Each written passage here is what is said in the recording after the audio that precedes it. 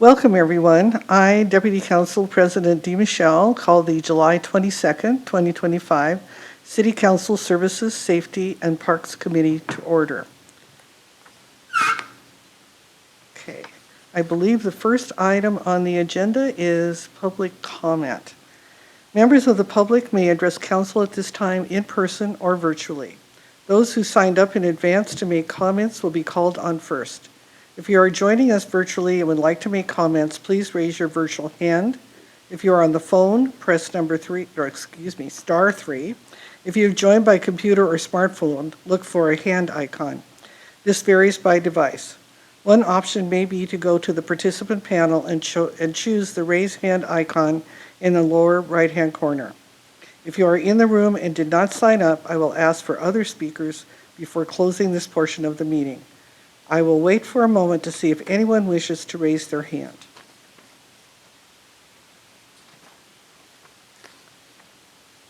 Clerk, has anyone signed up to speak or indicated a desire to speak this evening?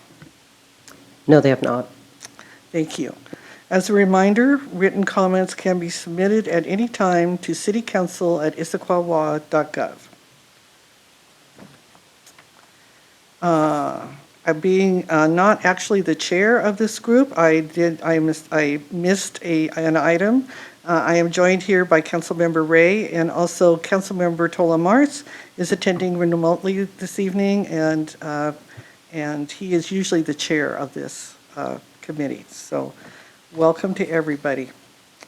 Let us go to the approval of the minutes. Are there any objections to approving the minutes as presented? No objections. No objections? The minutes are then passed unanimously, approved unanimously. So our first agenda item is COM, C-O-M, 0157, which is the TOD Opportunity Center options. And that will be followed by the second item on tonight's agenda, COM 0158, 312's Asphalt Art Pedestrian Safety Improvements. Making our first presentation is Andrea Snyder, Deputy City Administrator, and Jillian Straub, our Management Analyst. So take it away. Thank you, Councilmember Dee Michelle. I'm Andrea Snyder, Deputy City Administrator, and with me and Jillian today are also Parks and Community Services Director Jeff Watling and Human Services Manager Brenda Parker, who are also very involved in the development of this item and our options for the Opportunity Center. So tonight, the purpose of our meeting is to talk about what is the future for the Opportunity Center. As you know, we had tenants that we had an agreement with, Health Point and Valley Cities, who are long-term partners with this concept, but as we are moving along in this project, this year things have changed for these service providers, and they've pulled out of this agreement and have indicated they can no longer be service providers in the Opportunity Center at this time. They cited reasons on timing and also just the uncertainty with organizations right now that rely on Medicaid and federal grant dollars as well. And so unfortunately they had to pull out of this partnership with us, and so that has left us trying to consider what does the future look like and what are the options available to us.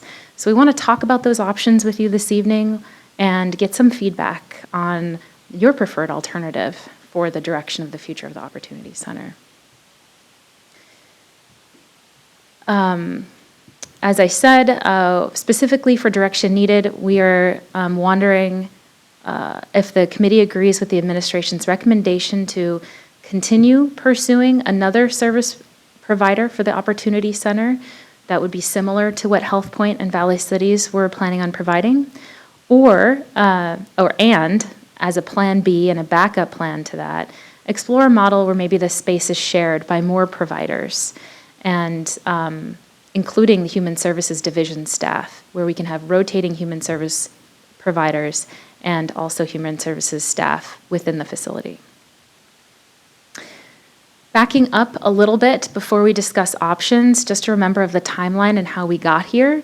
2016, the city issued an RFP which is a request for proposals for the Transit-Oriented Development Opportunity Center, TODOC, as we often refer to it as. And we also performed a community needs assessment where it became clear what our needs were as a community, where we had gaps in services, especially public health, public behavioral health providers. That was in 2017. Following that, we entered into an agreement with King County Housing Authority to build 10,000 square feet of space for behavioral health and other types of services for low-income populations within that transit-oriented development. And we selected Valley Cities and Health Point as service providers, and also committed some city funding to helping open up this space, pay for tenant improvements, et cetera, and just help these service providers be able to operate out of this new space. In 2019, the city successfully received $3 million in grants from the state for the Opportunity Center to support these efforts in acquiring the space and paying for tenant improvements and supporting these services. And since then, we've been working with King County Housing Authority on this project. As you know, Council passed a housing cooperative agreement last night regarding the transit-oriented development. And King County Housing Authority retains ownership of this land. So the city does not own the parcel where the development is going to occur. What we've been talking about is entering into an agreement for a commercial condo or condominium as part of the transit-oriented development. And that would become the Opportunity Center, that commercial condo. And so here we are today, 2025. KCHA is in for land use permits for the development of this project. They are planning on getting their building permits in August. We're going to talk a little bit more about that later and how this is driving some of our timeline for our discussions today. And also, as I said, Valley Cities and Health Point withdraw from the partnership. And good news is the city did receive reappropriation of $3 million to help support the Opportunity Center. There are some strings attached to that funding, and we'll be talking about those more later as well. One thing I forgot to note at the top that I would be remiss if I did not, we did republish the packet for this evening because there was a small typo in like the last paragraph of the memo that said something about the preceding table or the following table. So we just fixed that typo to make it more clear. There's nothing of substance that really changed, just trying to make it more clear what we were referring to. So just wanted to note that if you note differences in the memo, we did republish it for that reason, but that was the only difference. Okay, back to our discussion for tonight. Just a reminder, when we issued that RFP and we selected the human services providers, what the original intent for the Opportunity Center was.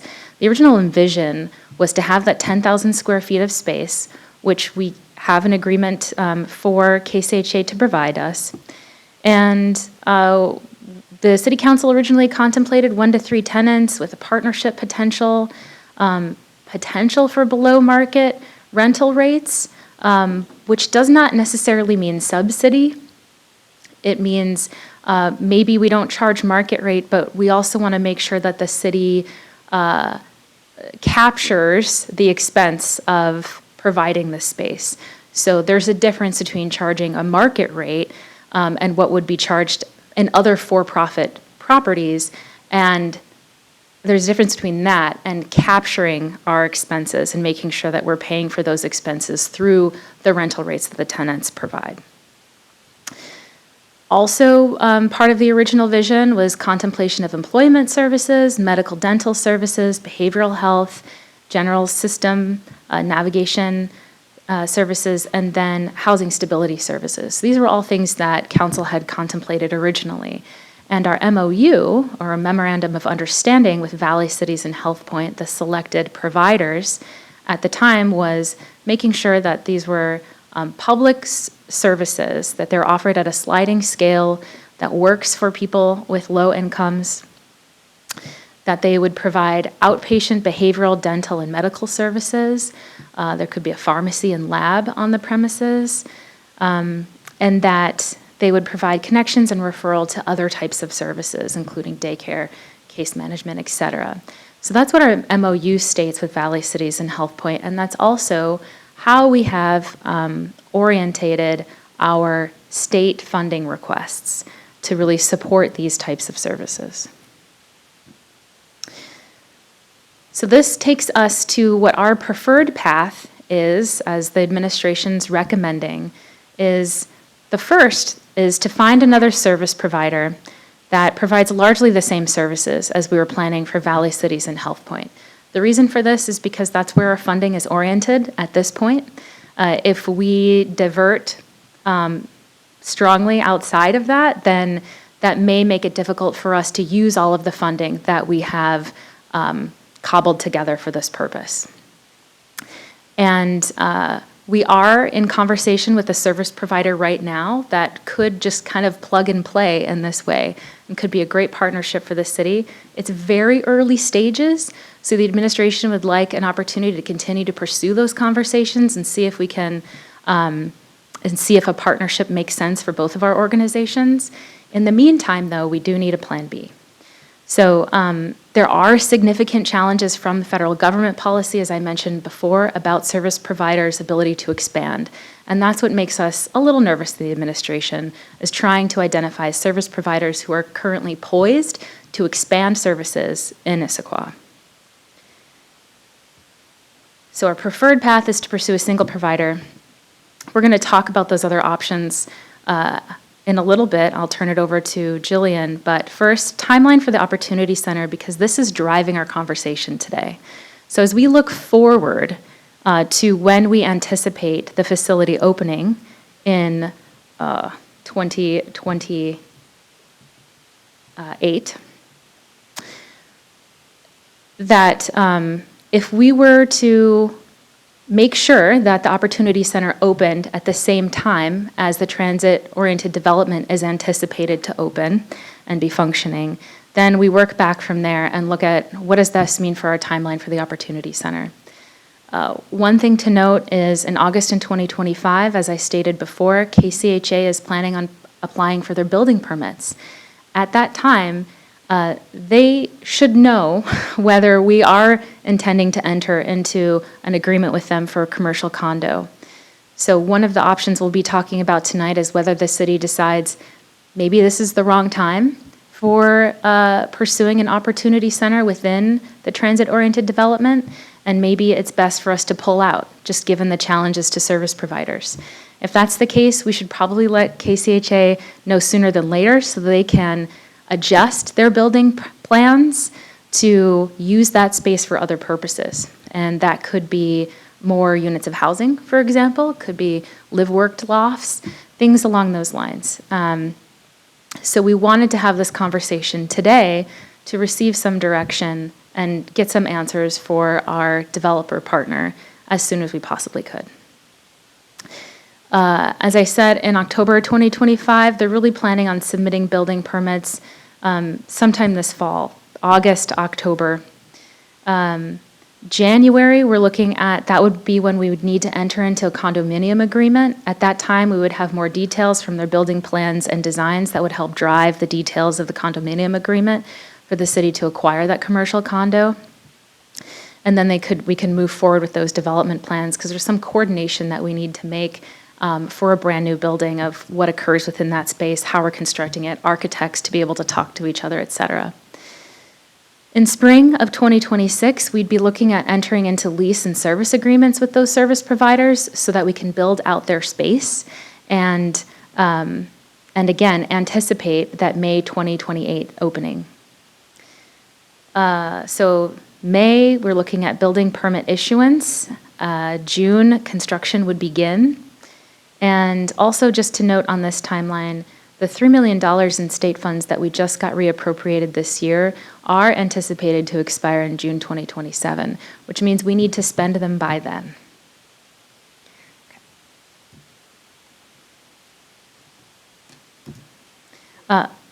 Questions? Yes, I'm sorry. Councilmember Martz has a question. Yeah, can I just get a confirmation on this timeline? When you say May 2028 TODOC open, that's a simultaneous, that's when residents move into the residential and the Opportunity Center opens, the intent is to have them both be coterminous? That's correct. And of course, there's the option that the Opportunity Center could open later. We're trying to shoot for the building to be open all at once, but that's correct. That would be when we would anticipate the housing portion to be fully functional. Now, it could be construction happens faster than we anticipate. It could be that it opens up sooner than what's anticipated on this timeline, but this is kind of a general timeline from what we can see today, and knowing that the building process is complicated. Thank you. So with that, I would like to turn it over to management analyst Jillian Straub, who's been doing a lot of the heavy lifting and day-to-day coordination of this project. Jillian? Okay, so when we were considering alternatives to that preferred path where we plug in another service provider very similar to Valley Cities and HealthPoint, we wanted to really demonstrate that not all of these options are equal and that they do vary on some pretty key criteria. So we'll walk through some of these in more detail, but the criteria include the ability to use existing funds, the level of city control over the alternatives. So a low level of control is probably a situation where there are federal issues at play with the grant landscape and Medicaid. Our decision is subject to other decisions by service providers and their ability to expand. A high level of control is one in which the city has almost unilateral control over that decision. Next, the alignment with the Human Services Strategic Plan recommendations, the level of ongoing city commitment or subsidy, so that might be staff time or resources, as well as funds, as Andrea described, with the market rate versus recouping what we've put into the space rental situation, and then the number of residents that are likely directly served by the alternatives, and that's a pretty rough estimate as we walk through these. So. With that, the funding sources is one of the pieces of criteria where there's the most detail. So the city has set aside a little bit over $9 million in existing funds to support the construction, acquisition, and tenant improvements, and some portion of those tenant improvements for the TODOC. And it's broken out into these four categories. So the first is affordable housing sales tax revenue. This is collected by the city but regulated by state law that stipulates a split between the capital and operating expenses that are paid for by this revenue. State law says that we must spend at least 60% of the revenues on capital expenditures for affordable housing or behavioral health facilities. The remainder can be spent on operations that support these sorts of services. Historically, the city has spent its operating dollars by virtue of the way operating capital budgets work, and has counted on spending the capital dollars through this project or something similar to keep us in line with that state requirement to balance capital and operating expenditures. And this funding does not expire until 2040. The second bucket of funding comes from the Talus. Sorry, Jillian. Yes. Councilmember Ray has a question. Yeah, just some clarification. Since the prospect is using the affordable housing sales tax revenue, and we're not actually doing affordable housing, we're actually building a facility that's could be medical, could be dental, could be behavioral health. Mm-hmm. How does that relate? I mean, how does that foot? Yeah, so because the primary use would still be behavioral health services, and that's an allowable use for that's one of the allowable types of capital facilities, as well as like affordable housing facilities, we'd be in compliance. So if that's the case, we need to find a provider who does behavioral health and Yes. possibly other services. Got it. Yes.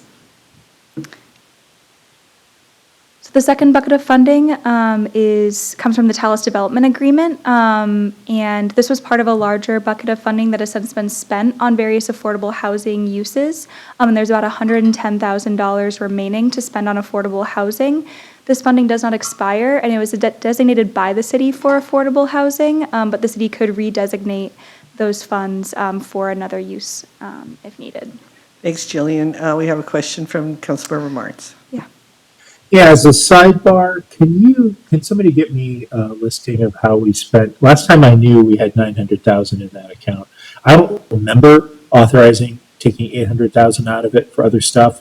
But if somebody could just get me an accounting of how we spent that 800 grand, I'd appreciate it. Thanks. Yeah, we can follow up with that. In addition, the Human Services Campus, when that project didn't move forward, the city had set aside around $1 million to support the Human Services Campus that it then redirected to future affordable housing uses. So we have that funding available as well that does not expire.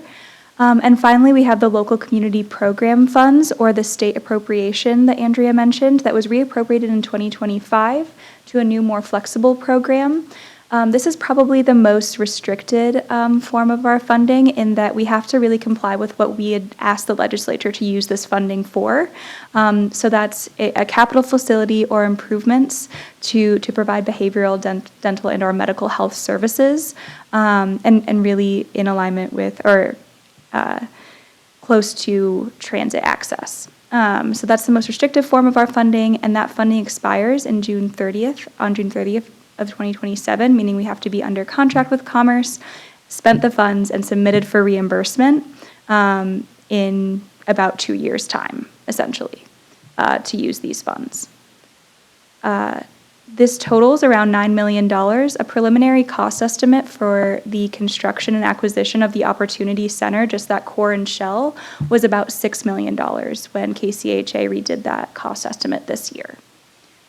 I'll pause here because this is a lot of information. Any questions before we move on to some of the other criteria and options? I'm not seeing any, Jillian. Okay. All right. Quickly, we also wanted to see how well each of the alternatives to our preferred path met needs that are outlined through the Human Services Strategic Plan. So these are the high-level recommendation buckets that were included in that strategic plan. And you'll see each of the options graded on how well they meet these needs. And now we're going to talk about all of the options. So the first option that we present here is the current plan, or that preferred path, to kind of plug and play another larger service provider to provide much of the same services that Valley Cities and Health Point would have offered. Because this is in line with the plan that we've had, we anticipate that the existing funds that we've set aside would all be eligible to spend on this option. The level of city control over this option is low, considering the federal environment for grants, the Medicaid environment, also considering the fact that there are relatively few of these larger federally qualified health center providers in our area, so just fewer overall to reach out to and to plug into an option like this. This option obviously meets a high level of need outlined in the Human Services Strategic Plan by providing that public sliding scale behavioral, dental, and medical health services. The level of city subsidy is estimated to be low. A lot of these providers prefer to own their space, so whether that's a rent-to-own agreement or an outright sale of that condominium, it seems likely that the city would not have to subsidize the rent or support the maintenance of this option. We estimate that the number of residents served would be over 5,000. This was based on an estimate that Valley Cities and Health Point had put together based on needs in Issaquah, and we anticipate that with such a similar kind of cohort of services provided, that a similar number of residents would be directly served. With that, we want to move on to the alternatives. So the preferred alternative, when we discuss kind of all of the options, was to share the opportunity space between the entire Human Services Division, so relocate them to this space, and to bring in a rotating group of human services providers. These are likely smaller scale service providers who couldn't afford the entire rent for that space, but could afford a couple of offices for a couple of days of the week. So kind of piecing together the complement of services that we would want. I'll quickly move forward to this table. Because we assume that this would include behavioral health services and therefore would be able to, all the existing funds that are set aside would be eligible for use for this option. So it would likely be able to use all of those funding options. The level of city control here is medium. It would rely on a lot of smaller services providers' ability to occupy that space. However, it wouldn't likely be as impacted by some of the other externalities at the federal level. Any complement of service, if human services provided here would likely meet the recommendations outlined in the Human Services Strategic Plan. However, we do assume that the level of city subsidy for this option would be high. This might include subsidizing rent, not just talking about market rent or market rate rent, but also talking about the need to essentially, the city's ability to recoup what we've put into the space through tenant improvements. We may not be able to fully do that with smaller service providers. That may need to be subsidized. There also will be a need for staff to manage those contracts with all the service providers and to maintain the space. And we think that might be around 1 FTE to be able to operate a center like this. So the level of city subsidy and the level of city commitment for this option is pretty high. However, we do assume that it would serve maybe the same number of residents as our current path, but that would kind of vary depending on the types of services offered. The second alternative you see here is to use the Opportunity Center space for transitional housing.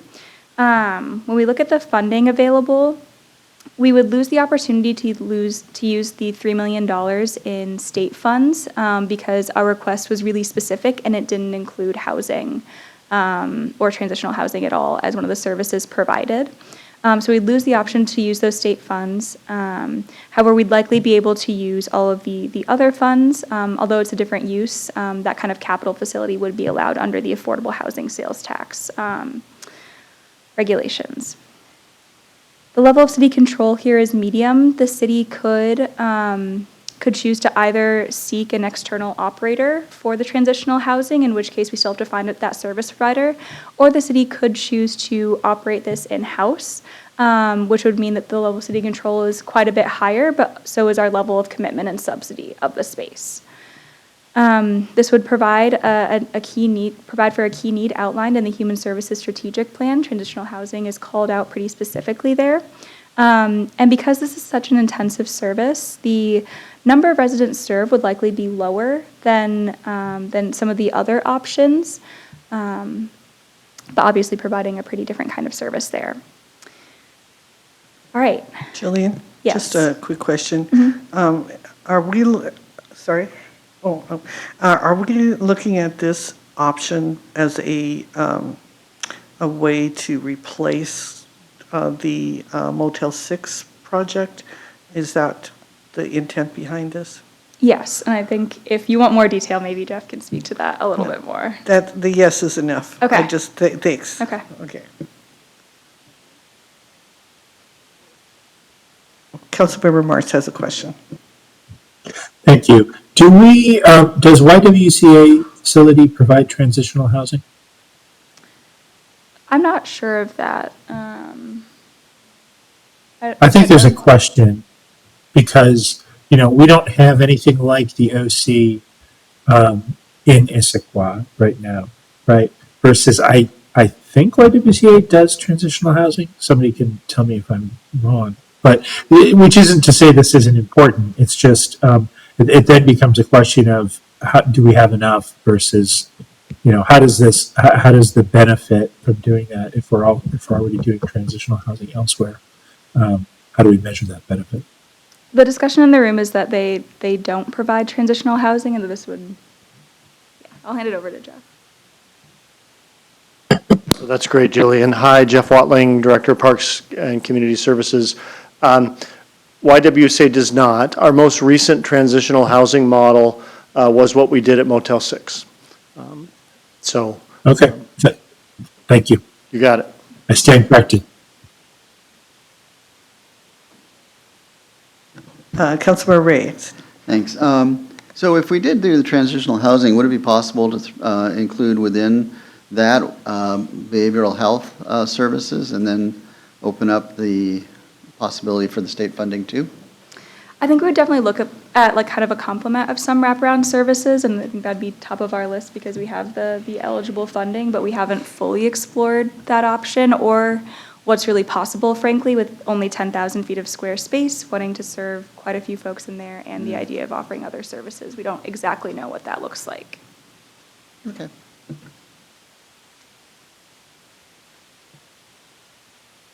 Okay.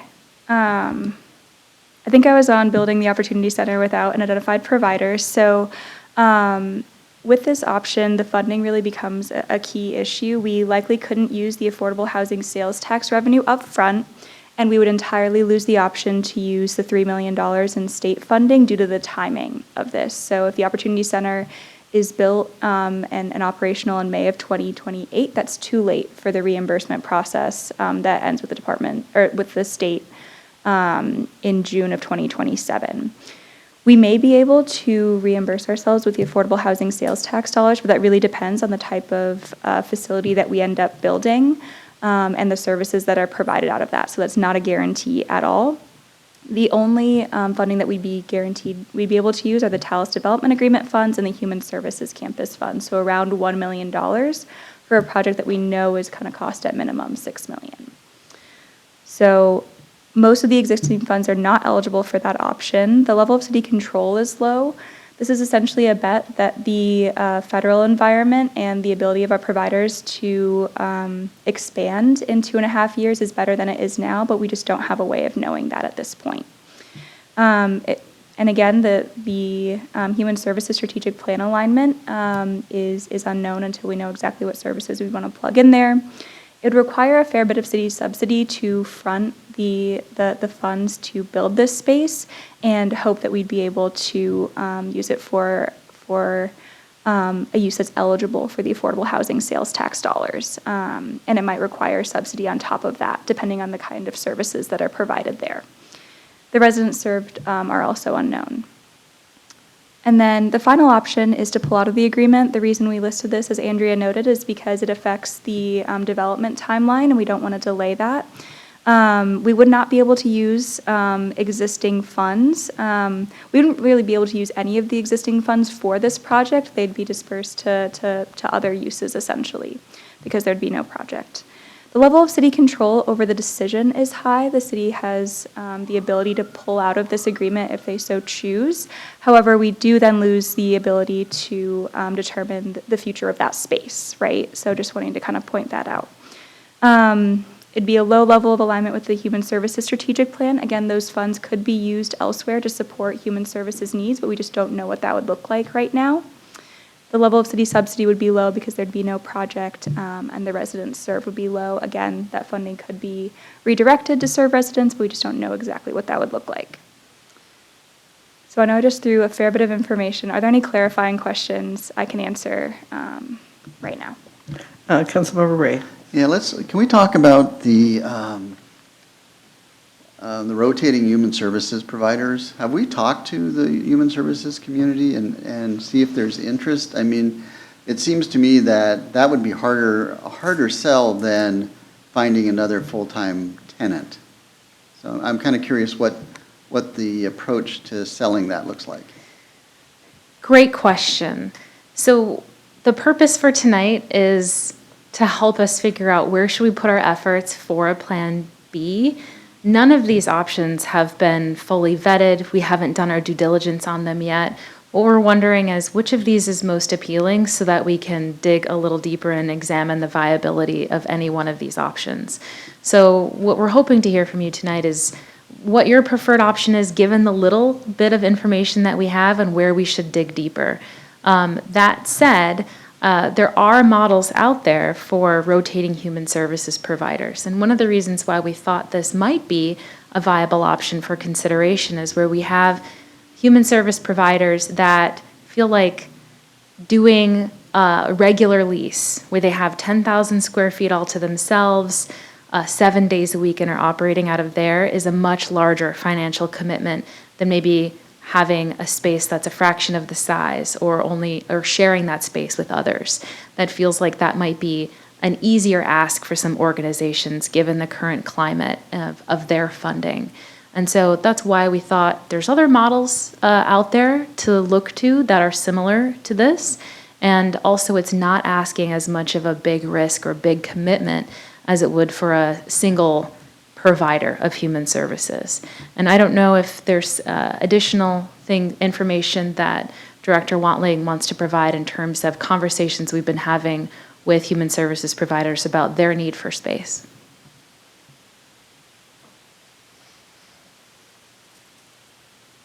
Thanks, Andrea. Great overview. Yeah, this model is, again, what some would call a multi-service center. If you're familiar with the Together Center in Redmond, it's done in places. As Andrea said, and I would want to emphasize that, as we, the Human Services team, have tried to give some input on some alternatives that would align with the Human Services Strategic Plan. There's a lot of due diligence and work that we would need to do, but we feel like these are ideas that could certainly be worth further vetting and model what other jurisdictions have done around us. Councilmember Martz has his hand up.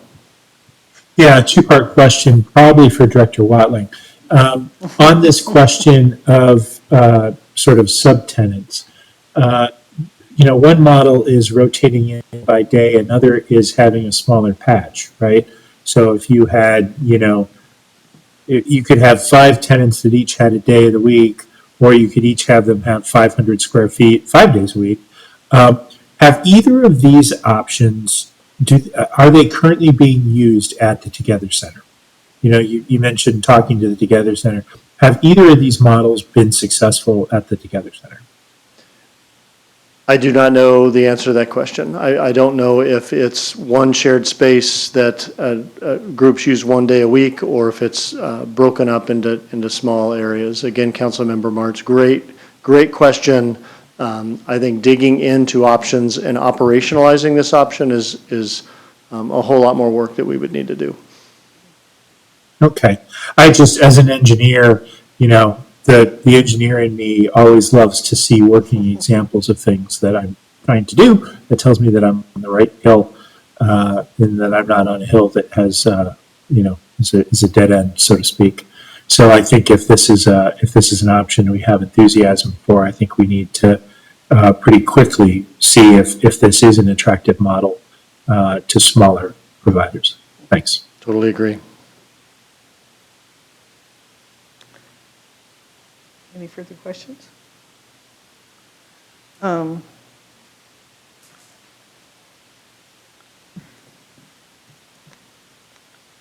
Okay, so this breaks down the funding a little bit more, but I think we already went through this in more detail. So next steps, the administration will continue to pursue another service provider. As I said, we've been in very promising talks with one service provider, but it's still very early stages. So we're going to continue to pursue those. And pending council feedback and direction tonight, we would like to further investigate the feasibility for sharing the Opportunity Center space between human services staff and rotating human services providers. And that would include, as Councilmember Martz noted, looking at these other models like the Together Center. I have recently become aware of another model that recently opened up in Skyline as well.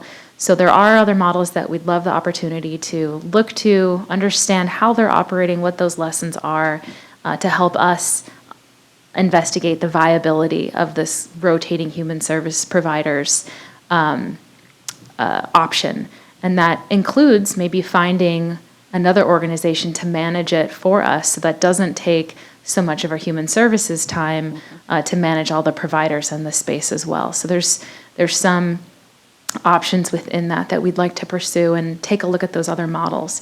So that would be next steps really quickly in the next couple of months. We want to be able to look at that. Then we would return to this committee in the fall with updates for what we found about that option of these rotating human services providers, our recommendations for what would make sense for next steps following that, and seek this committee's feedback.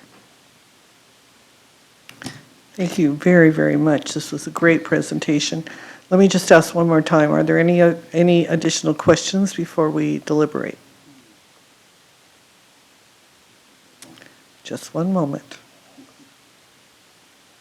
Sorry, I was just trying to wrap my head around timelines here and funding. So when's our drop dead to say we want to get out of the Opportunity Center? If we're being really great partners to KCHA, who's been in the trenches with us for many years, then it would be best if we could notify them of our intentions within the next month. We could notify them September timeline. That would probably be okay. If we wait longer than that, then I think we wouldn't be doing them. We would be doing them a disservice because they would have to redraw all of their building permit plans, and the city, they might seek some compensation from us in order to do that. That's fair. And we're guessing that the city's cost of our condo is about $6 million? Is that a reasonable number? I'm trying to remember the details. We did get a cost estimate recently. Jillian, do you remember? The $6 million just covers the acquisition and construction costs for the core and shell. It doesn't include building out the space to a specific use, which, like thinking about dental versus behavioral health, might be a little bit different. It also doesn't include internal components like HVAC. So there's a fair bit of tenant improvements and interior. So we could be pushing up against the $9 million number pretty easily. Yeah. So here, I guess I'll save this for deliberations. Okay. All right. Councilmember Martz, any other questions? No, okay. No. So let us go to deliberations, and who would like to kick it off? I can start, I guess. All right. So, this is the latest model of, the ongoing human services campus conversation that's been going on in this community for a very long time, right? When I started on council 15 years ago, we were looking for a human services campus, a la the Together Center, and looked at a number of locations. And then this came along and sort of took that conversation off the table. And I think that what's been missing is the human services, the non-city human services heavy hitters, if you will, in the community. They really pushed very, very hard for getting a human services campus. There was an incredible momentum in 2008, 2009, 2010, especially with some Talus money in there. And that momentum seems to have sort of stalled out. And we haven't heard from those folks a lot about how important this is. So we're operating a little bit in a vacuum where we've got this inertia. We said this was important. We continue to say it's important. $9 million is a lot of money, or $6 million, or, it's not chump change for us. And the other side of that ledger is not the incredible force of will that was going on 15 years ago to make a human services campus. All that need is still out there, right? We just haven't been hearing from the community about this in a while. So I think that all this to say, I continue to be a passionate supporter of providing some services in this space.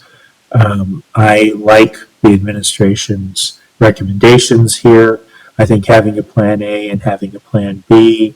I think the plan B could involve, initially maybe the subtenants are all, city functions. And, if we, but it would amaze me if we would tell KCHA, after all this time, oh, just gut that space, gut those 10,000 square feet and just make it housing. I think that would be really not in line with all the things we've heard over the last 15 or 20 years in this community about how, as amazing as the Together Center is, it doesn't serve our local community. Basically, think about the patch that the school district has. That's roughly the human services patch that we have. I'm preaching to the choir. I know both of you know this, but I'm saying it for the benefit of anybody who might be listening. So that's a 80 to 100,000 resident patch that's just not well served currently. So I am hard over about keeping that 10,000 square feet in one way, shape, or form available for services. What those services look like exactly, I'm happy to let those questions percolate for a little bit longer. I think we should absolutely look at what Together Center and what Rainier Valley has done and some of the other human services providers in King County as both inspiration and validation that keeping this 10,000 square feet the way it should be. I'm also a little troubled that 10 years into this project, we all of a sudden have to make a decision in a month. This has been a long timeline, and I would hate to make a radical decision in a month after spending 10 years pursuing this. So that's my thoughts. Thanks. Great. Councilmember Ray. I will be brief. I think option 1 and option 2 are both great things to pursue if you can land somebody. I'm just dubious right now in this climate that we're going to have somebody in the time lined up, ready to go, either option 1 or option 2 within the time frame that we have to do something. Without that, we are actually option number 4, build the OC without an identified service provider. So I think what concerns me is, yay, option 1, yay, option 2, but if we can't deliver, we default to option 4, which is bad. Actually, I think option 4 is the worst option. I mean, I think option 4 is worse than getting out of the deal. So that's why I asked the question about what's our timeline, because we need to have some confidence that we can land the services of either option 1 or option 2, in my estimation, if we're going to go forward with this. Okay, thank you. Well, Councilmember Martz and I have been working on this for a long time. And so I have to say I agree with his comments for the most part. And his comment about we haven't heard from Human Services for a while on this project, I would guess that's because it's just been dragging, not because of anybody's fault, but it's just been dragging on and on and on. And so just to respond to those comments, it would be well worth our while to do an outreach. And I think on June 30th, Mayor Polly and I are doing, again, a listening session with our local human services, and maybe we can add a quick question. It would be an opportunity to ask a quick question at that time, just to see what people have heard in terms of space needs. So I am all in favor of, Plan A. And if we have perhaps, and I know it's very early, but if we have perhaps a health and human services provider that is interested, that would be my first preference. Just with my background at the Together Center, I will say that bringing in a health provider, dental and behavioral health is a significant investment in the space. And so we're talking a long lease and a long partnership. So that's the part about that we have to understand. But if there's a willing provider, I would say that let's go for that. If, in fact, we can't find a willing provider, then the option of our taking over and moving into the Opportunity Center with rotating providers in there. And let me just say from my background, I wish I could answer Councilmember Mart's question, But when I was on the Together Center board, we did indeed have that model at the old Together Center, where we had an office space that was shared. It was somewhat mixed during that time. Some of the providers were diligent and were well serving their clients, and others not so much. And the reason I bring that up is not to tattletale or anything, but to the idea of having someone who manages that aspect, the property management aspect of it, and not placing that on our human services department is really important to me, because you can have a full-time person doing that human management, the contracts, the leases, the damage to the building, the this and the that. It is a full-time job, and I would not want to burden our human services staff with that. It's not, property management is a whole different field, actually. So, however, the current Together Center, they have built a number of small offices designed exactly for this purpose of rotating. And I have no direct knowledge about how that's working. So I think that's one thing we reach out to the Together Center and find out how it is working and what they're seeing there with that particular model. I think there are so many different ways that you could use that space if we indeed don't have the single provider or a couple of providers in there. There are just many models, all of them worth trying and viable in over time. And I think that's the other thing I wanted to bring to the table tonight was when the Together Center started out, it was not a perfect model. And at the beginning, there were a lot of testing out of different things. And you also get vacancies from people who made the commitment and then they find out it's not working. Again, you're back to being the property manager. You've got a vacancy, you have to advertise it, you have to go out and find. And eventually, the Together Center became so successful that there was a long waiting list. That's a whole different scenario that you have to manage. So it is, we know from the success of the Together Center, I believe there's one in Auburn, you mentioned the one in Skyline. There are models around us, and I think we can really benefit from their experience and learn from their experience, and hopefully not spend 35 years learning like the Together Center has, but learning and taking theirs and making it successful much more sooner. But we realize that we are getting into a project that will be of great public benefit to our community, and it's going to take some ability to tolerate some experimentation.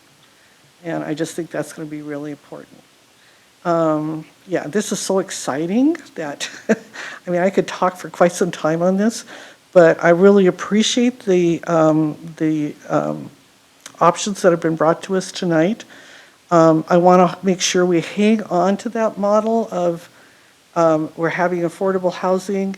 We have human services there to support low-income people who may need that. And just a reminder that we are also reserving space for people with developmental disabilities in our affordable housing units. And so the original idea was we would have a center that could serve the whole community, but would be readily available for the people in the affordable housing units. And that's the model that I want us to keep in our mind and the vision that we just continue to pursue. So those are my comments. Do either one of my fellow council members want to add anything? Madam Chair, we'd like just to take a couple minutes of a break because we would like to also talk to you about next steps. So if you could maybe take a 5-minute recess.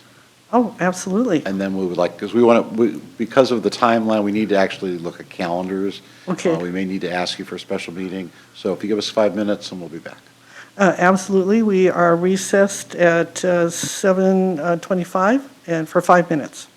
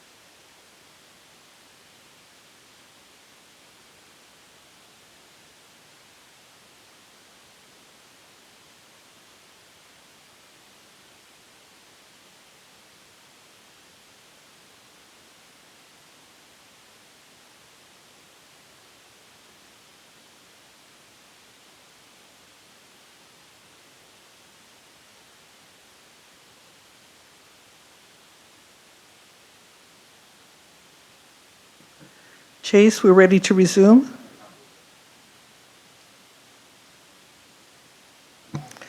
All right, we are back in session, and City Administrator Bobkowitz, or Deputy City Administrator Snyder, would you like to report on our break?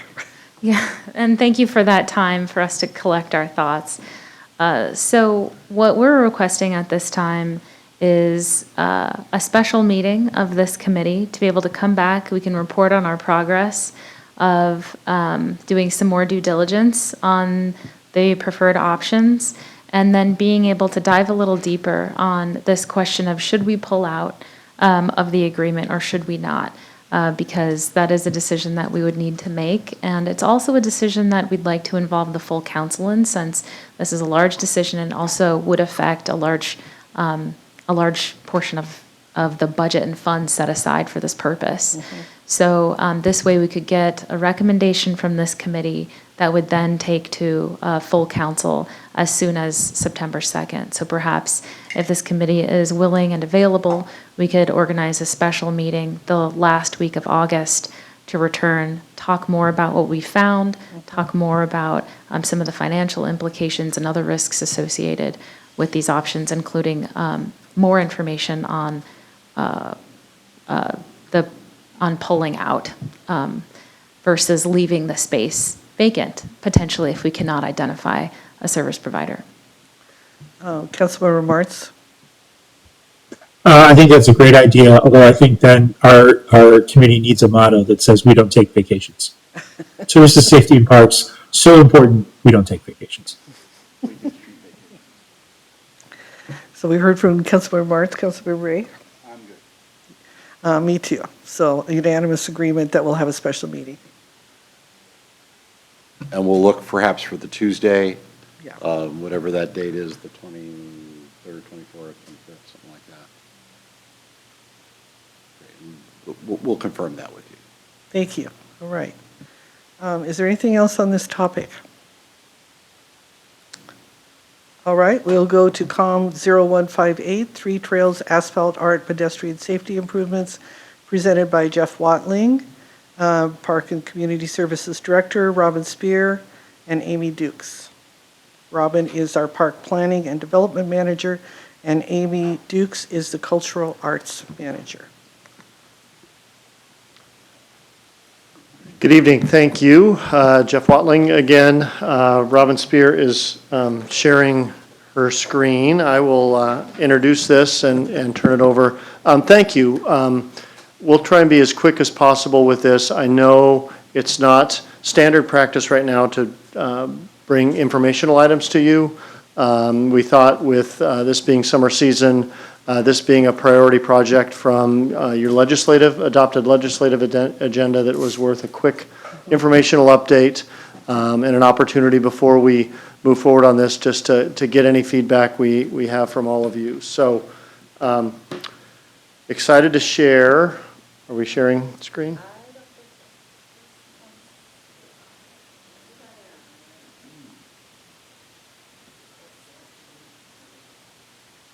Oh, it's Robin's laptop. What's that?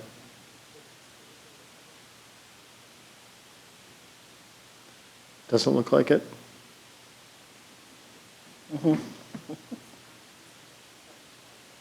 I'm just looking at the screen here. Apologies.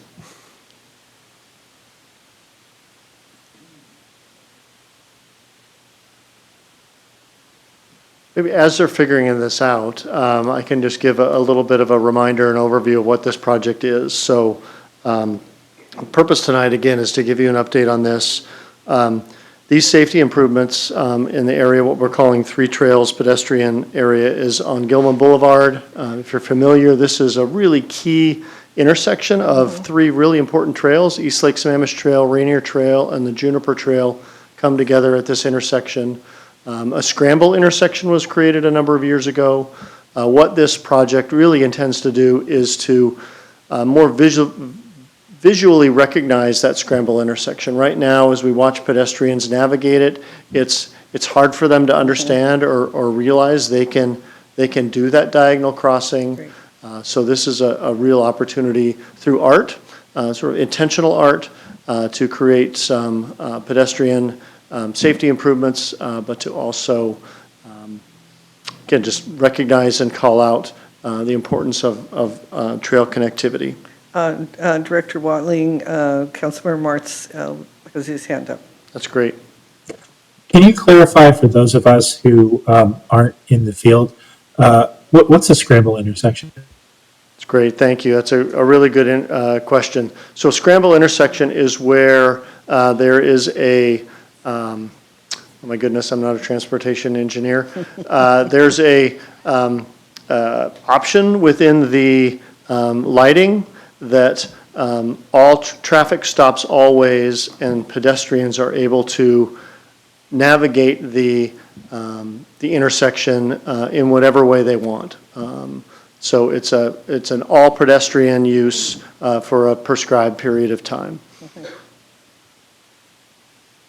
Got it. And so the pedestrian crosswalk is essentially a big square or pentagon, depending on Exactly. how many streets intersect. Exactly, and so it really gives that opportunity for the diagonal crossings. And as you'll see when the graphics show, looks like it's showing. Are we able to control that?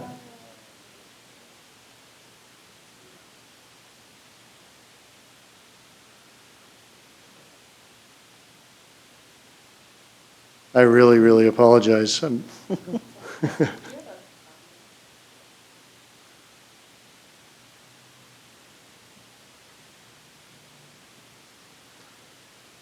So as I give this very awkward introduction, once we do get the presentation showing, Robin Spear and Amy Dukes have been serving as co-leads on this project. They'll be able to highlight real quickly some of the work that they've been doing with both the Park Board and the Arts Commission. We have unanimous support from both of those groups as to this art. The timing of this project is great in that through the adopted park system plan, as you recall, this concept of creeks to peaks being real vision for our park system and connecting every one of our parks. This project's an opportunity to really celebrate that creeks to peaks vision. This intersection at Gilman also happens to be a key entry into the creative district, so Amy can highlight that as well. We just think it's again a great project to utilize art. Are we able to control that one? Is Cassidy able to move? Oh, there we go. There we go. So why don't we skip purpose and background? We're going to go right to proposal with that. There we go. There we go. Again, apologize for the technical difficulties. Robin, Amy, go ahead and give an overview of what this project's going to do. Thanks so much. Hi, good evening. Robin Spear, Park Planning and Development Manager. And tonight I just want to go over a few of the safety benefits that we're finding are both within the scramble itself and then within the artwork layered on top of that. But as Jeff mentioned, we are starting to call it the scramble. That's a short term. It is a pedestrian scramble, otherwise known as a diagonal crossing. And just recently I found out it's also called a Barnes dance. And I think of that square dancing you did as a kid. But it was named after traffic engineer Henry Barnes. So if you see that term, that's what that comes from. But there are definitely safety benefits for the scramble itself. Vehicle and pedestrian conflicts are eliminated since all the vehicles are stopped while the pedestrians are crossing. It also reduces the chance of two vehicles collisions happening, 2 or 3 or more, because again, all the vehicles are stopped to allow the pedestrians to cross. It provides shorter and more direct routes, reducing the number of crossing needed. So pedestrians or bicyclists don't need to cross twice, they can just cross once. It also gives priority to pedestrian movement and encourages walkability. When people feel safer about crossing intersections, they tend to go out and walk more. Now, layered on top of that, with the asphalt art at the intersection, we have a double amount of safety, so to speak. The high contrasting color of the artwork increases visibility of pedestrians at crosswalks. It encourages slower driving. It acts as a visual speed bump because you're not used to seeing all that color and all that artwork. It enhances driver awareness and focus. A lot of us get into the car, we just start driving, and before you know it, you're at your destination without realizing that how you got there. Yes. So artwork and high contrast, high visibility, or something interesting just catches your eye and causes you to slow down a little bit more. And overall, statistics are showing that asphalt art with crashes involving pedestrians and cyclists decreases by 50% at intersections, and overall crashes at treated intersections fell by 17%. So the combination of the safety aspects of the scramble itself tied into the asphalt artwork gives us even more enhanced safety at the intersection, which was a really big component of the goal of the project as well. And I will pass it over to Amy to talk about more of the artwork.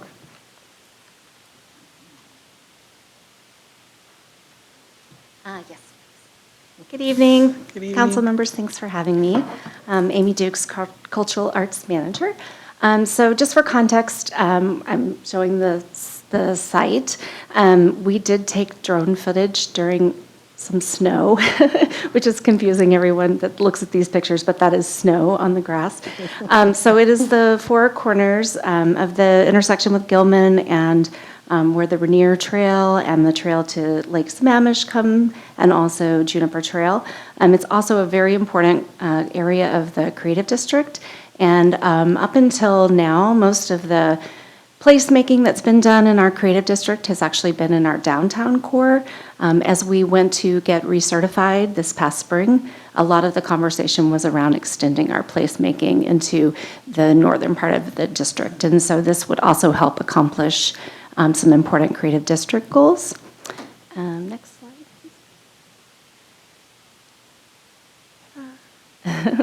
please. Here it is with the art mocked up from up high.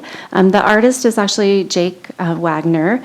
You're probably familiar with seeing his artwork, although you may not realize it. He is the artist that did the Creative District logo and branding, and did the utility box wraps that have that logo. So we thought it was important to kind of keep a similar graphic style and utilize our selected artists. We went through quite a process for that. So wanted to have him continue the sort of branding aspects.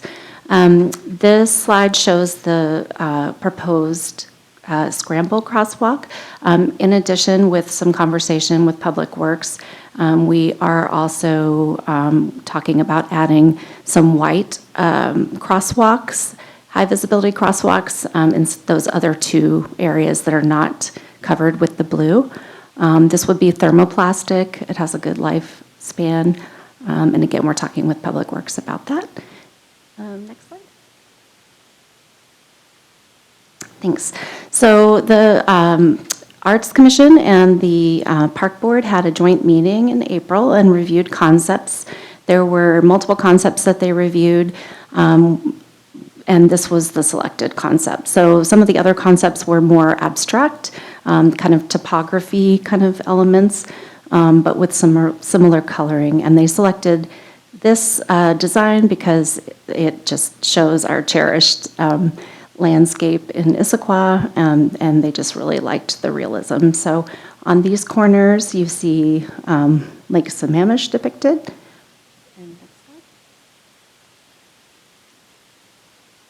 And then here, Rainier for Rainier Trail, and then those are juniper berries for the Juniper Trail. So very sort of realistic and also kind of literal, but just nice, kind of fun, bright, high contrast designs. And it was a very, the two boards had a great conversation about all of the artwork, but it was definitely a consensus that this was the correct one to choose.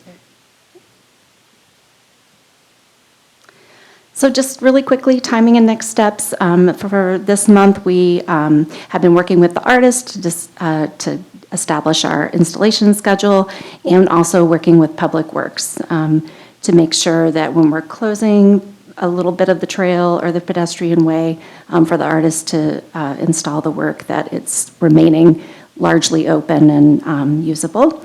The artist is planning to install the complete piece in August, and we are in conversations with Public Works about when the striping and the scramble will take place. So, do you guys want that? That's it for me. Thanks. Thanks. So, Jeff? Yeah. Oh, Councilmember Martz has a question. Yeah, thank you. Was there any consideration of having bolder visual cues on the street? Were there options for bolder cues?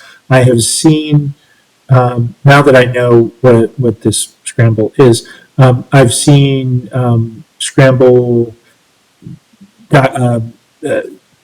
signage, if you will, in places like Boston, and it's very bright, brighter even than I think what was shown here. So did we have options for something that popped more on the street side? Great question. We considered it not only in consultation with Public Works, but also WCIA.